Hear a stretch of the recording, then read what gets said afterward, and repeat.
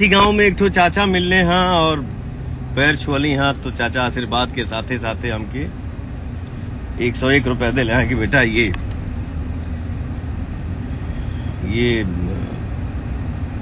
तुमको आशीर्वाद दे रहा हूँ विजय का, तुम विजय हो।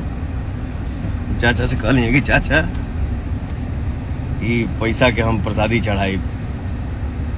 चाचा के दिल से प्रणाम और काराकाट की जनता के सामने हम नतमस्तक बानी। चारों तरफ से है तपती धूप में,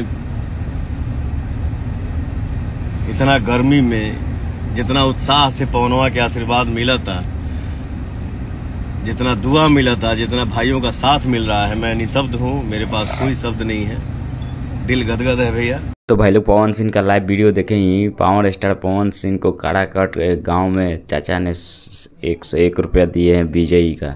तो पावर स्टार पवन सिंह काराकाट से चुनाव जीत जाते हैं कि हारते हैं, आप लोग कमेंट करके बताइएगा। एक बात और कहना चाहता हूं भाई लोग, पावर स्टार पवन सिंह का वहां पे एकदम दबदबा है, क्योंकि आप लोग वीडियो देख ही रहे हैं कि पावर स्टार पवन सिंह को चाहने वाले पूरा गाँव वाले हैं।